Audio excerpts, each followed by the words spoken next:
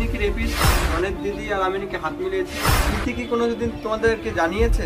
তাহলে তো আমি বলতেই পারি অনেকের বিষয়ে বৃত্তান্ত নিয়ে। ভালোবাসার মানুষ চলে যায়, হারিয়ে যায়, সেই একাই বোঝে। 15 minutes later. Hello guys, welcome back to love and Mitabela blogs. তোমাদের সবাইকে অনেক অনেক স্বাগত জানাই। আশা করি তোমরা সবাই অনেক ভালো আছো, আমিও অনেক ভালো আছি তোমাদের আশীর্বাদে। তো চলো গাইস, আজকে আবার নতুন একটা টপিক নিয়ে চলে আসলাম, রণ এবং প্রীতি। তো প্রীতির বিএফ অর্থাৎ প্রীতির বয়ফ্রেন্ড এক্স, সে কি বলতে চেয়েছে এবং কি বলছে আমাদেরকে, কি একটা তথ্য দিল। চলো আমি তোমাদের সামনে সেটা তোমাকে দেখাই প্রথমত। তো চলো দেখতে থাকো, না স্কিপ করে আমার ভিডিওটা। আর যারা আমার চ্যানেলে নতুন আসে তারা চ্যানেলটা সাবস্ক্রাইব করে নিও। দিদি আর আমি নাকি হাত মিলিয়েছি। প্রীতি কি কোনোদিন তোমাদেরকে জানিয়েছে যে ওদের যে ঝামেলাটা, ওই ঝামেলার কারণ আমি? আমার নামে একটা না 100টা বলুক বাজে কথা, কিন্তু ওই যে রনের দিদি, তো তার তো একটা ফ্যামিলি আছে, তার বাচ্চা আছে, তার ফ্যামিলি আছে। তো আমার মনে হয় তাকে নিয়ে এতটা বাজে কথা বলা উচিত না, যে তার সাথে আমি হাত মিলিয়েছি, তার সাথে আমি যোগাযোগ আছে আমার, ওরকম কোনো কিছুই না। তার একটা ফ্যামিলি আছে, আর ওর ফ্যামিলিতে কি হচ্ছে বা না হচ্ছে আমার উপরে কেন আসবে? এখন দেখছি মায়ের থেকে মাসিদের বেশি দরদ হয়ে পড়েছে, উতলে পড়ছে দরদটা, বুঝতে পারছি না আমি কি ভিউজ কামানোর জন্য হচ্ছে না কি হচ্ছে, আমি তো বুঝতেই পারছি না।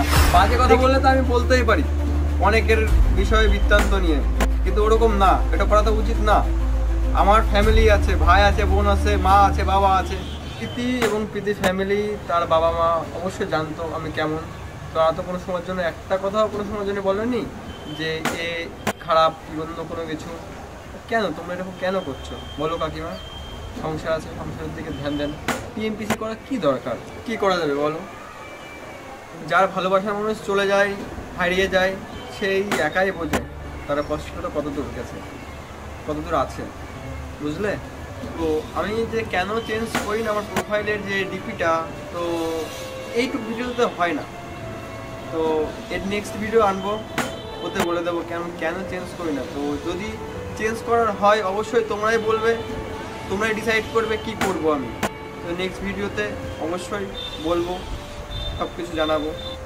তো এই চ্যানেলটাই দেখি শুধু এর পিছনে লাগা, ওর পিছনে লাগা, কেন এরকম করা দেওয়া? আপনার যে বয়স, তো আমার মনে হয় হরিনাম করা উচিত এখন। তো কেন পিছনে লাগা? তো কোনো কারণ নেই, হরিনাম করেন, যান, এখনো সময় আছে। তো আর বলবো যে দুটো ভিউজ কামানোর জন্য কি আছে? এই চ্যানেলে বেশি দিন তো উঠতে পারবো না এইভাবে, কিন্তু যে এর পিছনে লেগে যদি একটু উঠবো, পিছনে লেগে উঠবো, কোনো দরকার নেই। আপনার যা আছে ট্যালেন্ট সেটা দেখান না, একটু আপনার যে অভিজ্ঞতা সেটা দেখান, প্রকাশ করেন। পিছনে লাগার কোনো দরকারই নেই। তো এই কাকিমার মতন অনেকেই আছে, অনেক আমার ফ্যান আছে, অনেক ভালোবাসার মানুষ আছে, কমেন্ট করে, লাইক করে। তো সবার তো কমেন্ট তো রিপ্লাই দেওয়া সম্ভব না। তো একটা বোন বা দিদি কমেন্ট করেছে, কাউকে কাঁদিয়ে কেউ কখনো সুখে থাকতে পারে না। তো বলছি যে আমি কোনো সময় এটা চাইনি, সেজন্য নেই, কী করবো। আর দিদিটার নাম হচ্ছে দুষ্টু মিষ্টি পূজা। আর একটা কথা, যে আমার ভিডিওতে যারা কমেন্ট করো যে ভিডিও করার জন্যে, তো অবশ্যই আমি ভিডিও করব তাদের সাথে। নেক্সট ভিডিওতে যে আমার যে ফার্স্ট যে 10টা কমেন্ট আসবে, তারা যদি বলে অবশ্যই তাদের সাথে একটা করে ভিডিও করবো, করার চেষ্টা করবো আমি।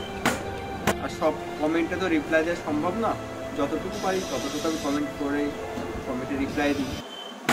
তো গাইস, আমাদের মতন সাধারণ একজন ক্রিয়েটার কন্ট্যাক্ট, সে কমেন্ট করেছে যে প্রীতির এক্স, সে নাকি প্রীতির দিদির সাথে হাত মিলিয়েছে, অর্থাৎ রণ দিদির সাথে হাত মিলিয়েছে।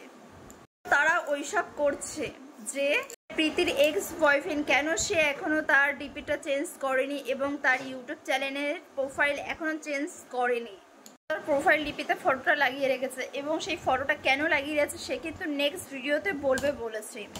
এবং যে কন্টেন্ট ক্রিয়েটার কথাটা বলেছে, তাদের মধ্যে যে ঝগড়া হয়েছে, যে ঝামেলা হয়েছে, কখনো তাকে টেনে ডেকেছে যে আমার জন্য হয়েছে কিংবা তোমার জন্য কোনো অসুবিধা হচ্ছে আমার সংসারে, এসব কি বলেছে সেটা কখনোই বলেনি, কখনোই কিন্তু বলেনি। কিন্তু কিছু কিছু ইউটিউবার আছে, তারা কিন্তু তাকে টেনে নিয়ে আসছে।